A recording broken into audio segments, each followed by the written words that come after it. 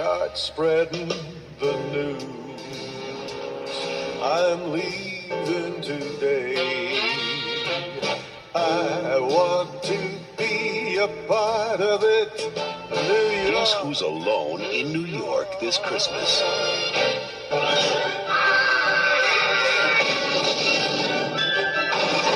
Home Alone 2, Lost in New York.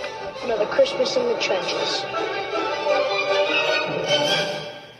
One thing we should get off the bat right away with this movie is that, yeah, it's pretty much the same movie as the first film. In fact, the people who made the movie even admit that this is a rehash of the first movie. If you ever see the DVD commentary for this, they literally say in the commentary that Home Alone 2 is basically just the first movie all over again, this time, except that instead of in their home, it's in New York City, which usually these sequels don't usually turn out very well, and granted, this movie is not very good compared to the first movie, but at the same time, it still is very enjoyable. It's still much more enjoyable than a lot of the Home Alone sequels that came after this. I really don't like Home Alone 3. It's one of the worst movies I've ever seen.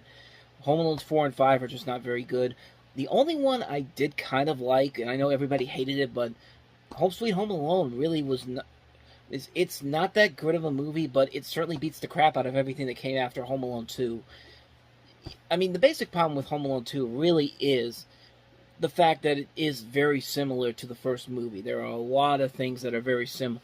The story structure, the characters they put in here, the fact that these characters have basically regressed from where they were at the end of the first movie back to where they were in the beginning of the first movie here in the second movie. It's literally a regression of these characters. Like, everybody in here has basically regressed back to where they were at the start of the first film, except for Buzz, of all people. Like, yeah, he's still the bully character, but at the same time, he's found a way to actually be smart when it comes up with these bullying things. Like the big scene in the beginning of the movie where he goes into where they're doing the Christmas play, and he pushes and he's like making fun of Kevin while he's doing a solo, and Kevin pushes him, and everybody's mad at Kevin, and clearly Buzz is in the wrong, but the way he defends himself after that, like, he's very smart at what he's doing, even though he knows good and well that he's in the wrong here, but he's found a way to actually... It's like he's the one character in this movie that has improved from the first movie, and that's something that I think is actually really, really interesting and very funny, because it's like that throughout the entire movie. Like, every time you see him, he's thinking like a philosopher at times, and like he's trying to be more of an adult. It's funny to watch, honestly, and it really is one of the strongest aspects of this movie. And there are a lot of strong aspects of this movie, honestly. The visuals are still very nice to look at. The Christmas colors are very nice to look at. New York City at Christmas time in '92 looks amazing. Those shots of the World Trade Center where Kevin goes up there and takes the pic, and it's up at the top there.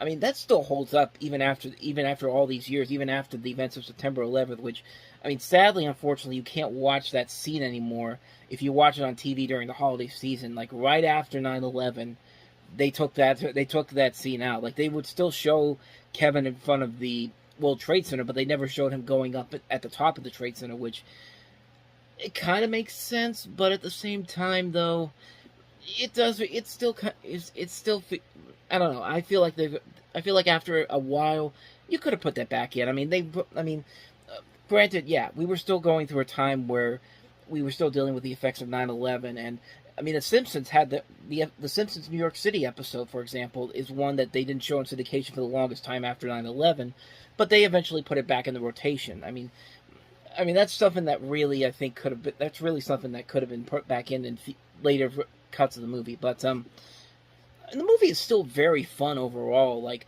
I do like that there is a little bit more of a darker tone to it. Like, the traps in here are a lot more intense and actually pretty funny. Like, even something as silly and stupid as Kevin just throwing bricks at Marv. Like, it happens so many times in the climax where all the traps are set up. Like, it's so stupid, but you can't help but laugh about it. It's so hilariously done.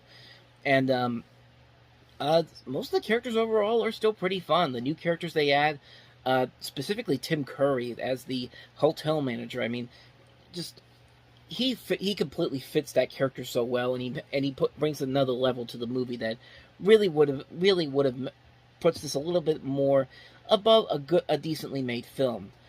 Granted, there are characters that don't work. Specifically, Brendan Fricker as the Pigeon Lady. Of course, Brendan Fricker was in My Left Foot. Completely different movie, My Fair Lady to My Left Foot, but she was the mother in My Left Foot, and she plays the Pigeon Lady here, which is not a bad character, but at the same time, it's pretty much the old man from the first movie. I mean, again, a lot of things are taken from the first movie here. You've got the scene where Kevin's watching the old movie, and he has to use it to trick the bad guys, and again, the Pigeon Lady's like the old man, except the Pigeon Lady's story is not really all that good compared to the old man in the first movie.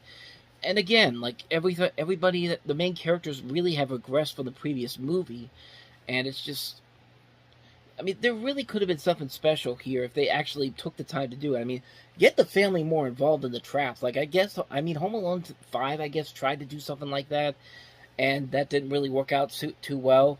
Like, they didn't really take the whole idea through all the way through, but I mean, yeah, it's not a very good movie on it. It's not a very good movie, but at the same time, though, there are still a lot of elements to it that I would still gladly take over the other movies in the Home Alone series. And, I mean, yeah, if you like the first movie, and you go into this with the idea that, okay, this is going to be the same movie, but it still could be pretty fun, you'll definitely really appreciate what they do with Home Alone 2. Like I said, it's still the best sequel they've done. I mean, anything after 2 is not really very good, except for Home Sweet Home Alone. And even that one was just made it barely over a watchable film. But yeah, I'll still gladly take Home Alone 2 any day if I want to see another movie in this series. And I'm definitely going to be watching again this holiday season, as you should too. If you love the original Home Alone, you should really watch Home Alone 2. And yeah, that's pretty much all I got to say about that one. So that's Home Alone 2.